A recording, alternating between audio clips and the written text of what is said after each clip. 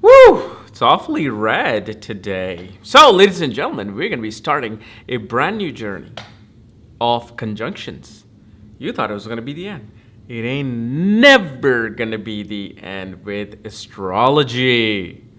So, today we're going to be covering our conjunction of Sun and Moon in the first house. Okay? And what happens when Sun and Moon are conjunct in the first house of your birth chart. And as always, if you do not know, if you have this moon in conjunction, what other conjunction and planetary placements you have, for that, check out the links here. Check out my full astrological report, including my books, consultations, and link to my academy, Magha Vedic Astrology Academy, where I teach the deepest secrets of astrology.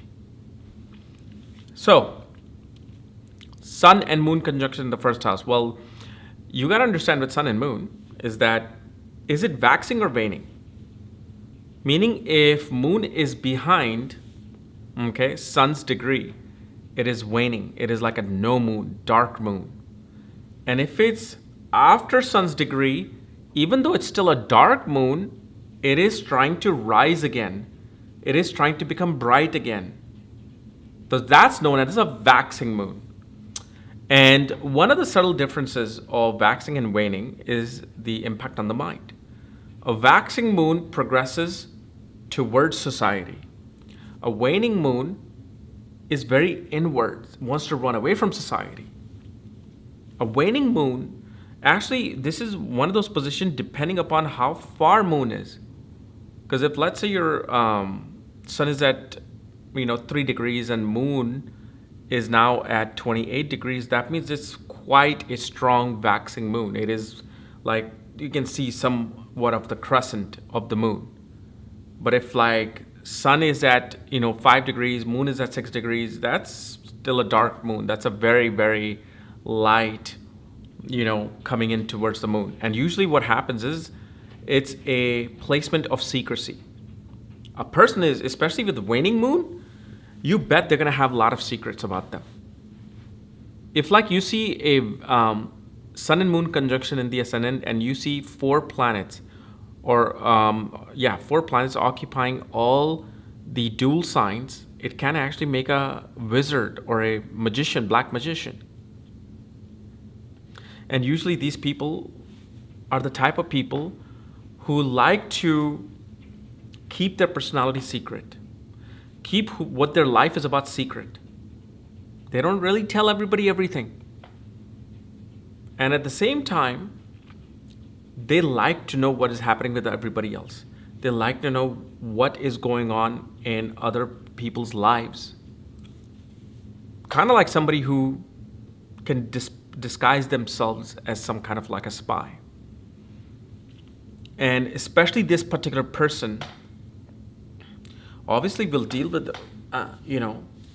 quite dark thoughts, and perhaps they could have been ascended from their relationship with the parents, because sun is the father, moon is the mother, and because of the fact, moon is dark, shows mother may have dealt with quite a bit of suffering from the father and to the father and by the father, and because of those things that a person would experience, it would make them into a certain type of an individual.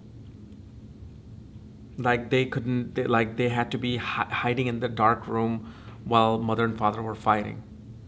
And this is what makes things occur in terms of personality. Personality is not like, well, you are this personality. No, just because they're born with that placement doesn't mean suddenly they become that. No, the situation. What is the situation behind it? What's the karma that occurred? Behind a planetary placement is far more, known as practical astrology than just making some personality assessment. Because I can behave like a person who has sun, moon in the ascendant, in my life at certain point, which resembles exactly like that situation, but that doesn't mean that is my personality, and that doesn't mean that I have a sun-moon conjunction. We really have to make certain practical judgments here. And the more impact this conjunction gets, the more secretive, the more hidden truth there is in with this person. I don't even care if Jupiter is here. Don't think Jupiter is going to give some benefic results here. Jupiter can give benefic results, but Jupiter is definitely, if it's in conjunction, can expand the situation that will make this person either very deviant or somebody who will be in such a situation that they'll try to come out of that. So when Moon is waxing, the person's trying to come out and be with the society, give themselves, they will work really hard for society.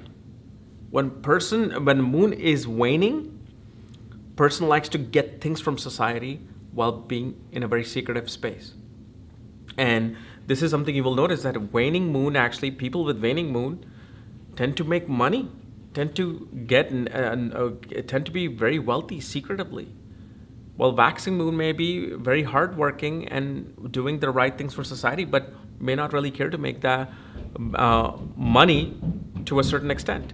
Now, and I know people always bring these examples of Bill Gates and all of that. Remember, Bill Gates is 1 out of a billion people, 1 out of like 5 billion people, to be having certain things, certain wealth in his life. So let's stop comparing a practical chart with Bill Gates all the time.